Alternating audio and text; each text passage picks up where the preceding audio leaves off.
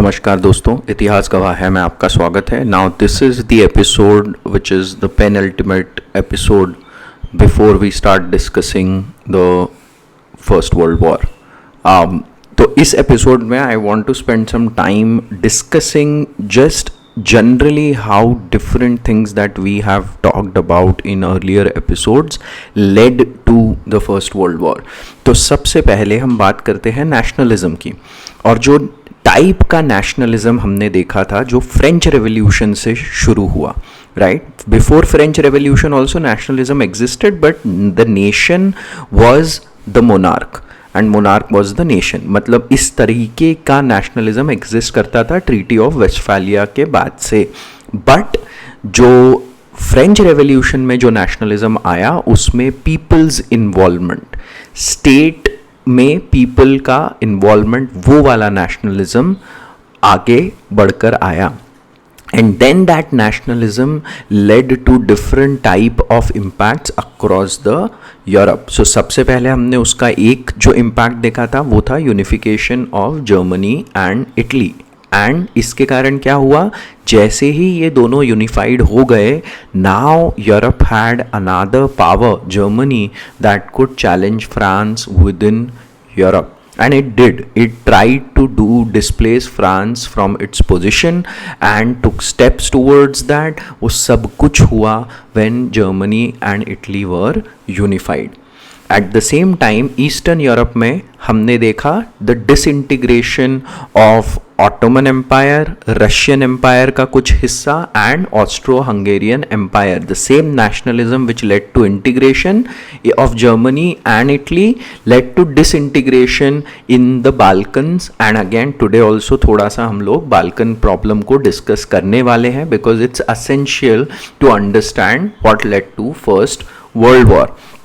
And then क्या हुआ, the nationalism which started with French Revolution, that idea turned into radical nationalism in many cases, which further fueled the idea of imperialism। हमने देखा था जो साम्राज्यवाद है वो नेशनलिज्म से भी इंस्पायर्ड है कि मेरा नेशन सबसे महान है तो मैं उसको और एक्सपैंड करते जाऊंगा ताकि उससे दूसरे लोगों का उद्धार किया जा सके। That is the kind of feeling which nationalism generated.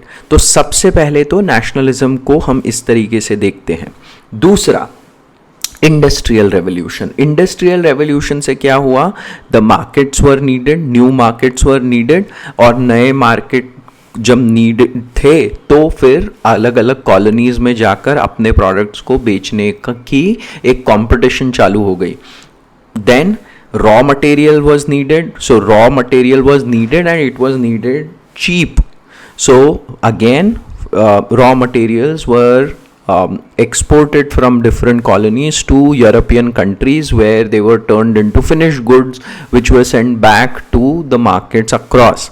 And finally, cheap labor, because the traditional industries in many of these countries, specifically India, China, were completely destroyed, and therefore there was a lot of unemployment which led to a lot of labor being transported to different places across the world।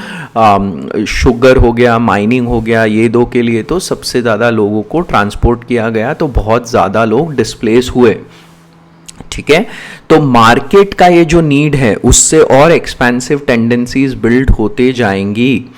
And then finally socialism and Marxism। Now all of these countries, मैंने जैसे कहा था कि capitalism adjusted itself, तो अपने country के मजदूरों का वेलफेयर प्रोग्राम ये सब स्टार्ट कर दिया था। बट अब अगर हर जगह ही वेलफेयर प्रोग्राम करते रहेंगे तो काम कैसे चलाएंगे, और इसलिए सोशल इंपीरियलिज्म मतलब दूसरी जो कॉलोनीज हैं, दूसरी जो कंट्रीज हैं, उन पे अधिकार जमाओ और वहाँ के मजदूरों को एक्सप्लॉइट करो। So that was called as social imperialism. So socialism and Marxism in Europe led to social imperialism in different colonies across the world including India. तो ये तीन जो हमने बड़े बड़े डिस्कशन डिस्कशंस किए थे, याद होगा आपको, नेशनलिज्म से related, unification of Germany, Italy, Balkans problem, ये सब हमने डिस्कस किया था। उसका एक सबसे बड़ा इम्पैक्ट हमने अभी जल्दी से सुना। फिर इंडस्ट्रियल रेवोल्यूशन हमने 2-3 एपिसोड्स में डिस्कस किया। उसके बाद सोशलिज्म और मार्क्सिज्म। तो ये तीनों मैं आपको बहुत ही ब्रीफ में बताना चाहता था। अब देखते हैं बाल्कन्स प्रॉब्लम क्या थी। मैं वापस से रिवाइज करवाना चाहता हूँ so that we are closer to understanding the entire thing.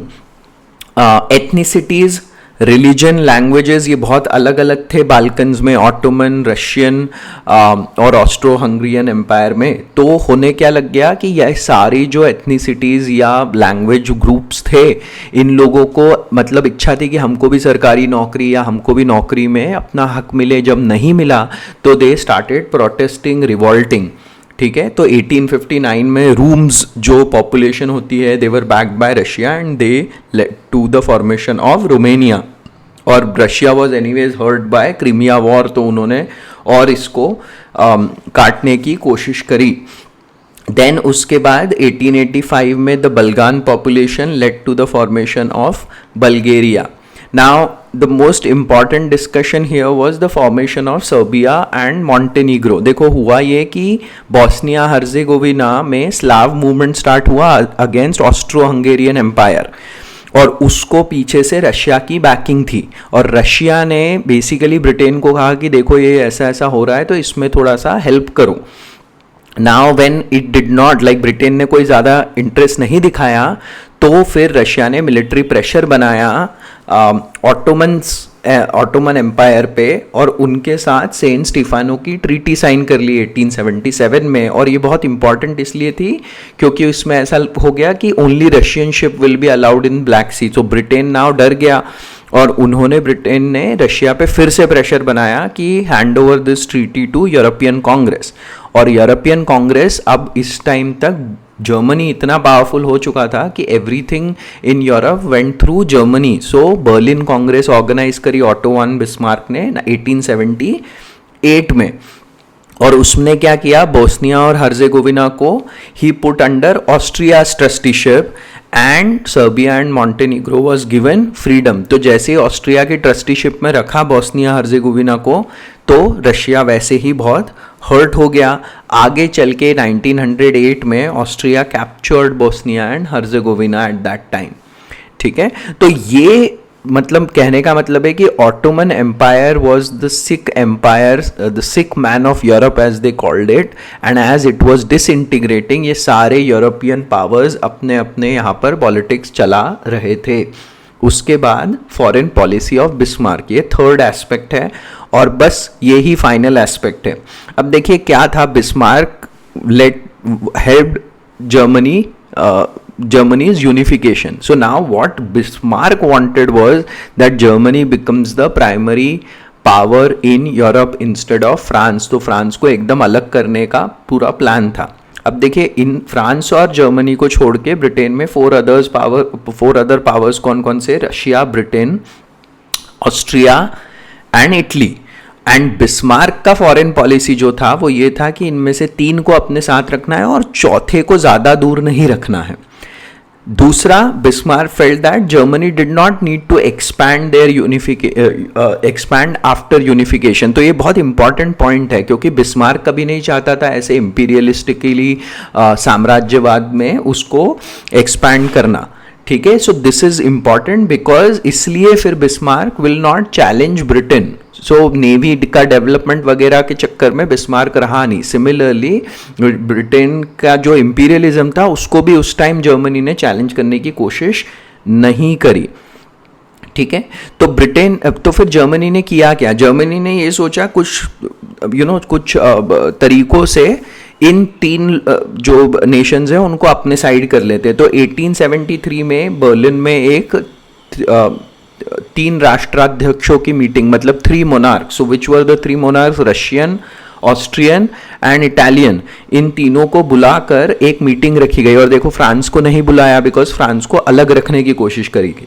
But हो क्या गया था, मैंने आपको ये भी बताया कि 70s में वहाँ पर स्लाव मूवमेंट स्टार्ट हो गया था। उस कारण से ऑस्ट्रिया और रशिया के बीच में बहुत ज़्यादा टेंशन था। ठीक है, तो इसमें क्या करेगा Germany will sign a defensive treaty with Austria in 1879.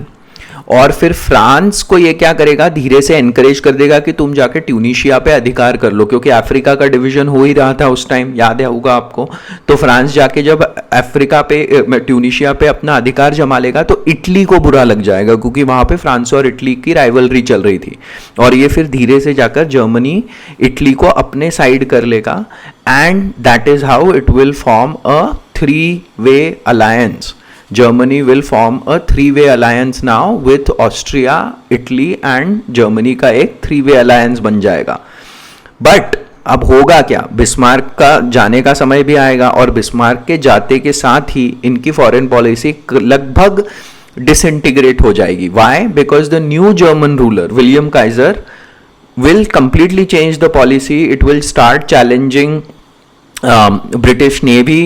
It will also start thinking about expansion and also challenge British imperialism, and it will lean towards Austria instead of Russia. ठीक है। दूसरा क्या था, इस बिस्मार्क की policy में inherent contradictions थे। क्यों? क्योंकि जर्मनी में ऐसे बहुत लोग थे जो इंपीरियलिस्ट थे, जिनको लगता था जर्मनी को एक्सपैंड करना चाहिए, एंड ऑल्सो रैडिकल नेशनलिस्ट। मैंने बताया नेशनलिज्म का वो फॉर्म जो रैडिकल बन जाता है, उग्र राष्ट्रवाद जिसे कहते हैं, they were not happy. So as soon as Bismarck goes away, this all of this tendency will come into picture. और जो बिस्मार्क के बाद का चांसलर था लियो वॉन कैप्रीवी, वो कहेगा कि भाई बिस्मार्क की जो पॉलिसी थी वो बहुत ही कॉम्प्लिकेटेड थी, मैं एक सिंपल पॉलिसी बनाना चाहता हूं। तो अब क्या होगा, इसके अगेंस्ट में एक कॉम्पिटिटिव अलायंस बनेगा। सबसे पहले फ्रांस और रशिया एक अलायंस बनाएंगे 1894 में। उसके बाद अगर आपको याद होगा कि ब्रिटेन और रशिया के बीच में बहुत बड़ा पूरा 19th century, it was called the great game by Rudyard Kipling, ये राइवलरी बहुत चल रहा था, क्योंकि ब्रिटेन को डर लग रहा था कि रशिया ऊपर से अफगानिस्तान की साइड से आके इंडिया हथियाना चाहता है हमसे। तो ब्रिटेन इससे हमेशा डरा हुआ रहता था, बट फाइनली ये लोगों का ये डर जाएगा और 1904 में ब्रिटेन और रशिया भी एक ट्रीटी साइन कर लेंगे, एंड फाइनली 1907 में जाकर रशिया, फ्रांस और ब्रिटेन ये मिलके एक ट्रीटी साइन कर लेंगे, जिसको ये लोग ट्रिपल एंटेंटे कहेंगे। ठीक है, तो ये अब फाइनली वो सिचुएशन आ गई है जहां गुट जो डिवीजन ऑलमोस्ट तय हो गया है। जर्मनी है, ऑस्ट्रिया है, इटली है एक साइड पे, और ब्रिटेन है, फ्रांस है और रशिया है। और ऑटोमन एम्पायर का मतलब इतना किसी को कंसिडरेशन है भी नहीं, क्योंकि सबको पता है कि इसमें कोई दम बचा नहीं है अब। तो ऑटोमन एम्पायर का तो बहुत बड़ा मतलब खेल होगा, आप देखेंगे फर्स्ट वर्ल्ड वॉर के टाइम और उसके बाद। ठीक है, और जो विनिंग पार्टीज होंगी, हमको पता है फर्स्ट वर्ल्ड वॉर में विनिंग पार्टीज कौन थी, तो वो इसका पूरा जो ऑटोमन एम्पायर है उसका जो डिवीजन करेंगे वो इस तरीके से करेंगे कि वहाँ पे आगे चल के और गंद मचेगी। ये जो इजराइल पैलेस्टाइन का इशू है, ये पूरा का पूरा आप वहाँ पे पीछे ले जाकर ट्रेस कर सकते हो मेरा। और आपको अगर और डिटेल में जानना है तो इजराइल पैलेस्टाइन वाली सीरीज आप जरूर सुनिए। बट ये जब ऑटोमन एम्पायर पूरी तरीके से डिसइंटीग्रेट होके खत्म हो जाएगा, और that will happen after first world war, तब ये सब होगा वहां पर। आज का एपिसोड बहुत शॉर्ट है because it was a kind of revision episode, and from the next episode we will start discussing first world war. सुनने के लिए आपका बहुत बहुत धन्यवाद। Until next time, Jai Hind.